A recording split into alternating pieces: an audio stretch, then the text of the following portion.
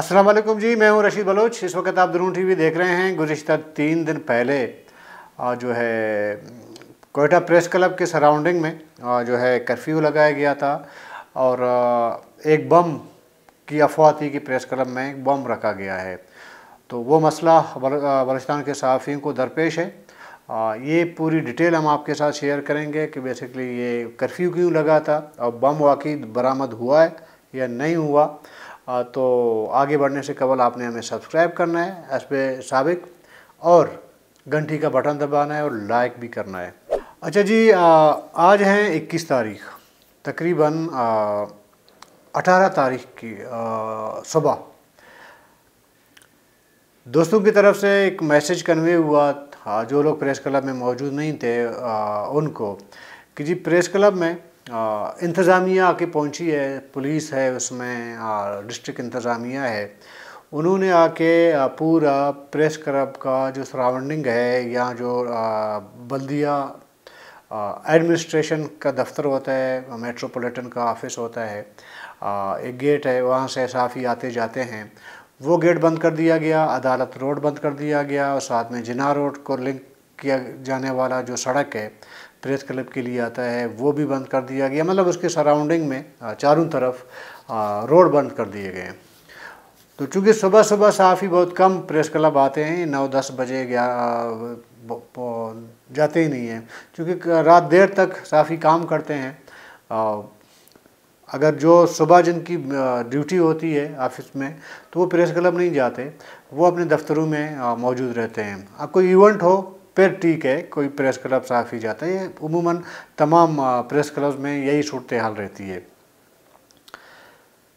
ये जो 18 तारीख की सुबह का जो वाक़या मामला है वो ये हुआ कि चूँकि मैं ज़ाती तौर पर ख़ुद भी थोड़ा लेट उठता हूँ, रात को लेट सोता हूँ तो लेट उठता हूँ। रूटीन 12-1 बजे है। अगर कोई एमरजेंसी ना हो, अगर कोई काम पड़ जाए, एमरजेंसी हो, तो फिर सुबह 6 बजे भी उठना पड़ता है। ज़रा कि हमारे ये ड्यूटी का हिस्सा है। मैसेज करनी हुआ कि जी कोयटा का जो ज़िला इंतज़ामिया है वो और डिस्ट्रिक्ट आपके कोयटा की पुलिस बड़ी तादाद में जो है उन्होंने प्रेस क्लब को घेराव कर लिया है और अंदर भी छोड़ा नहीं जा रहा है, बाहर भी इस तरह। मामला हमें समझ नहीं आया कि मसला क्या है। अच्छा, जब हम पहुँचे आहिस्ता आहिस्ता जो सीनियर दोस्त थे, बाकी जो वर्कर थे, जो जर्नलिस्ट, कैमरामैन, रिपोर्टर, बाकी जो भी इदारे के रिलेटेड हैं इस फील्ड से, आहिस्ता आहिस्ता वहाँ पहुँचना शुरू हो गए हैं। तो जब मैं, चूँकि बाकियों के अपने अपने तरीके हैं जाने के किस तरह पहुँचे प्रेस क्लब, मैं अपनी ज़ात की बात करता हूँ। मैं गाड़ी में गया तो मेट्रोपॉलिटन की जो गेट है वहाँ से उमूमन हम अंदर जाते हैं, गाड़ी पार्क करके फिर प्रेस क्लब चले जाते हैं। सहाफ़ियों की गाड़ियों की पार्किंग मेट्रोपॉलिटन का जो ग्राउंड है वही होता है। वहाँ पे हमने देखा कि मेन गेट लॉक लगा हुआ है और छोटा जो गेट है वो भी बंद है अंदर से, और 1-2 पुलिस वाले सिपाही जो है वहाँ पे खड़े हैं। तो मैं, चूँकि गाड़ी उन्होंने अंदर नहीं जाने दी, तो मैंने ड्राइवर को कहा कि जी आप ऐसे करें, आप चले जाएँ, मैं पैदल चला जाता हूँ प्रेस क्लब। उधर वो जो सिपाही खड़े थे उन्होंने कहा जी अंदर आने का जो है वो अलाउ नहीं है, इजाज़त नहीं है आपको। हमने पूछा जी क्यों? बोलते हमें नहीं पता क्यों, लेकिन इजाज़त नहीं है। इसी में जो है एक अफसर आया, पुलिस अफसर, बड़े रैंक का अफसर, वो शायद कहीं पे बैठा हुआ था अंदर। तो हमने थोड़ा सा उनको कहा कि जी जाने दें, थोड़ी मिन्नत समाजत ज़्यादा की। तो उन्होंने कहा जी 1 मिनट, अब हम अपने अफसर को बुलाते हैं। अफसर आया तो उन्होंने कहा कि जी अच्छा, इसी दौरान मैं जब बात कर रहा था तो मुझसे पहले एक और टीवी चैनल का जो कैमरा मैन है वो कैमरा लेके वहाँ पे खड़ा था, तो वो भी खड़ा था, उसको भी जाने नहीं दिया जा रहा था। तो मैंने पूछा जी क्या हुआ है? तो उन्होंने कहा कि मुझसे नहीं बात की उन्होंने, वो कैमरा मैन से कहा कि जी आप समझा करो, अंदर जो है थोड़ा सा मजबूरी है, नहीं जाने दे सकते ये है। मैं सिचुएशन समझ गया कि इधर से उन्होंने जाने नहीं देना है। तो मैंने अफसर को कहा आपके लिए कोई मजबूरी है, कोई मसला है आपके लिए? नो प्रॉब्लम, हम घूम के फ्रंट के गेट से हम आ जाते हैं। उन्होंने कहा ठीक है।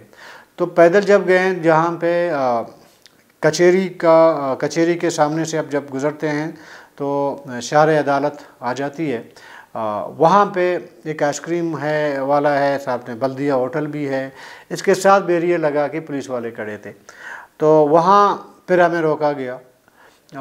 वो कैमरामैन भी मेरे साथ था और मैंने देखा कि कुछ और दोस्त भी रोड के उस तरफ जो बैरियर डर के लगाया हुआ था दूसरी कोने में, वो भी पुलिस वालों से बात कर रहे हैं प्रेस क्लब आने की। मैंने उनसे कहा कि जी मैं जर्नलिस्ट हूँ, वर्कर हूँ, मैं प्रेस क्लब जाता हूँ। प्रेस क्लब ज़ाहिर है कि सहाफ़ियों का दूसरा घर होता है, तो मैं अपने दूसरे घर जा रहा हूँ, अपने एक घर से निकल के दूसरे घर में जा रहा हूँ, तो आप मुझे जाने दें। तो पुलिस वालों ने कहा जी अलाउ नहीं है। हमने कहा यार मतलब क्या चाहिए आपको अपनी तसल्ली के लिए, ताकि हम आपको दिखाएं, आपकी तसल्ली करवाएं, ताकि हम प्रेस क्लब जा सकें, अंदर सिचुएशन कोई चल रहा है। अच्छा, इससे पहले जब मैं मेन गेट जो बल्दिया के पार्किंग में बात कर रहा था, वहाँ पे अफसर ने तो बात नहीं की, लेकिन वो एक पुलिस जो सिपाही था उस टाइम जो मेरी उसकी बातचीत हो रही थी, छोड़ नहीं रहा था, तो उधर उन्होंने कहा जी इसलिए आपको नहीं जाने दे रहे हैं क्योंकि अंदर स्वीपिंग चल रही है, कोई बम वगैरह का इतला है।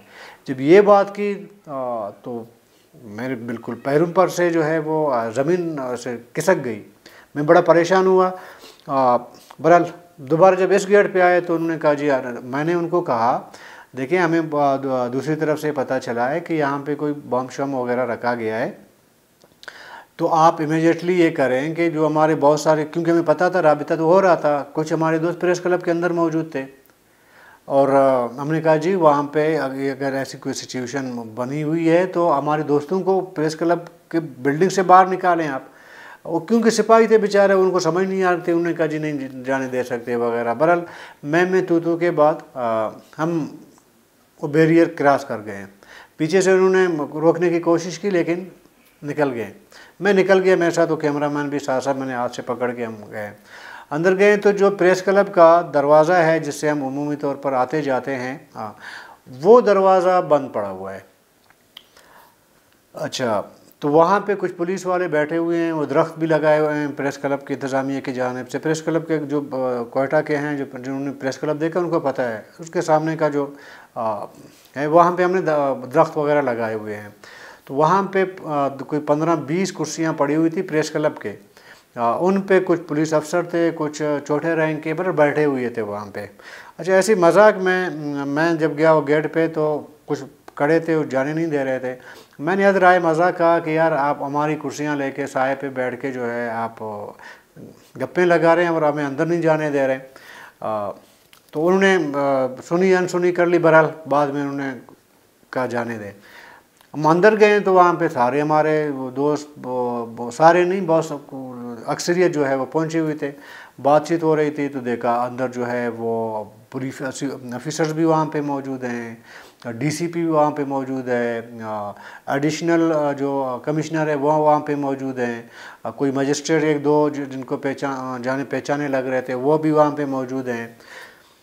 पता किया मसला क्या है यार। उन्होंने कहा देखें ये जो एक दिन पहले बलोच यकजहती कमेटी की जानिब से एक सेमिनार रखा गया था प्रेस क्लब में, बुकिंग की गई थी एक हाल को, 3-4 हाल हैं प्रेस क्लब के अंदर। वो जो ग्वादर में मुबैना तौर पर जो बोर्ड लगाया जा रहा है उससे मुताल्लिक सेमिनार रखा गया था, और एक दिन पहले रखा गया था और शेड्यूल तय हो चुका था। उमूमन जिसने प्रेस कॉन्फ्रेंस करनी होती है, सेमिनार करना होता है, तमाम सियासी पार्टियों को पता है कि वो एक दिन पहले आ जाते हैं, हाल बुकिंग करवाते हैं, कभी 2 दिन पहले आके हाल बुकिंग करवाते हैं। उसका बाकायदा एक फ़ीस होती है, वो इंतज़ामिया प्रेस क्लब का उससे फ़ीस ले लेती है।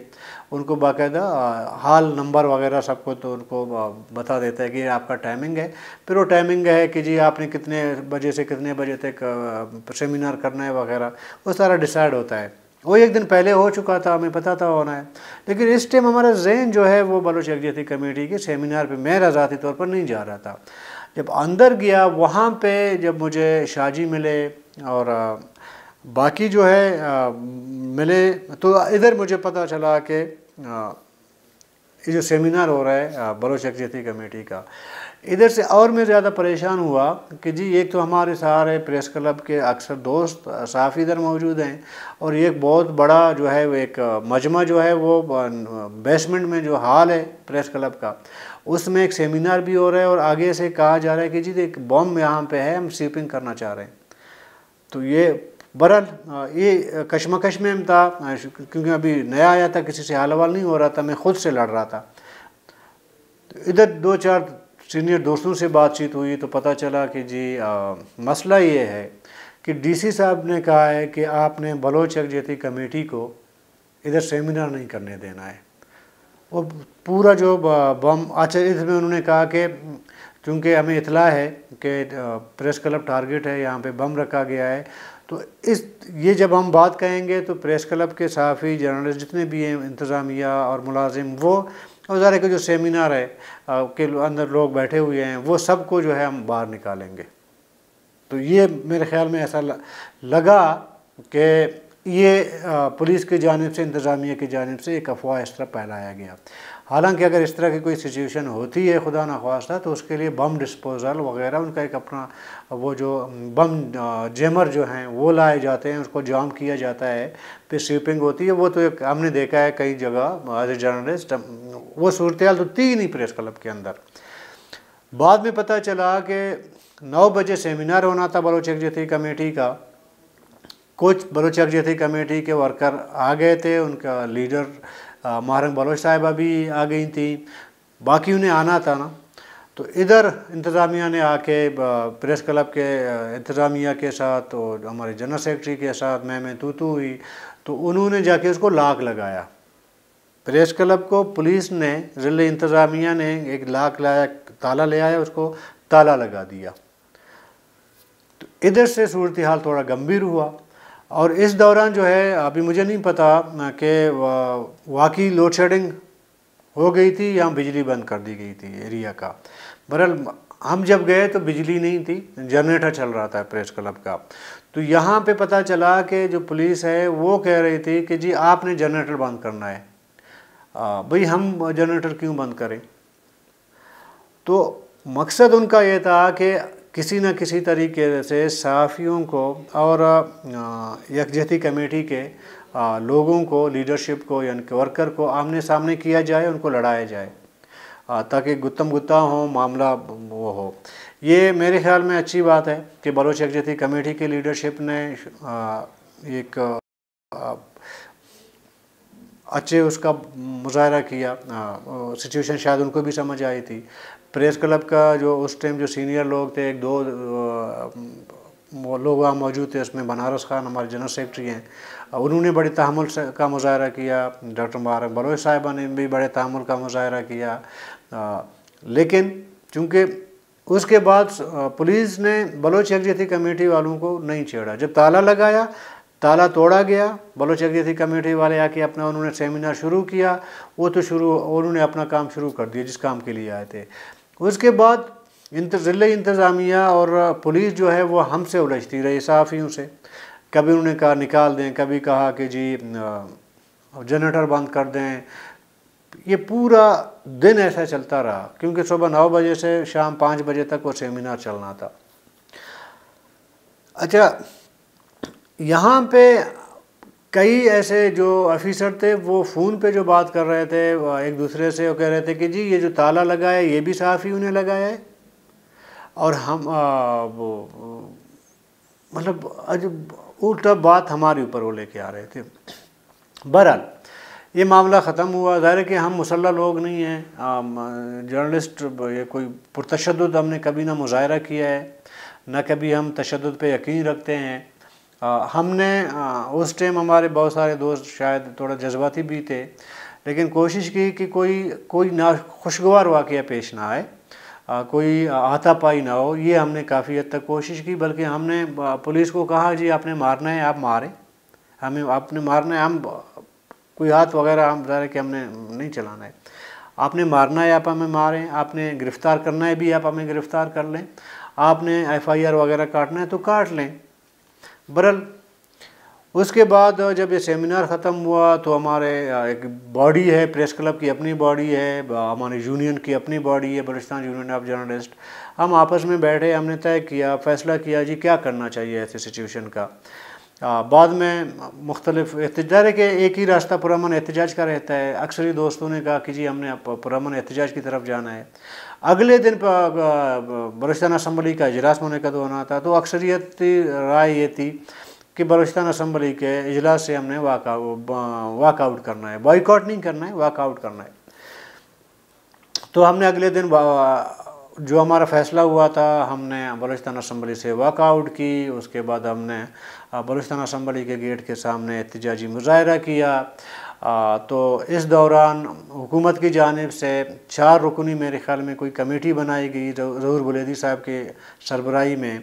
उसमें ज़हूर बुलेदी साहब थे, रहमत बलोच साहब थे, शुएब नौशरवानी साहब थे और ज़ाबिद रकी साहब 4, ये बलूचिस्तान हुकूमत का तर्जुमान 5, ये लोग आए।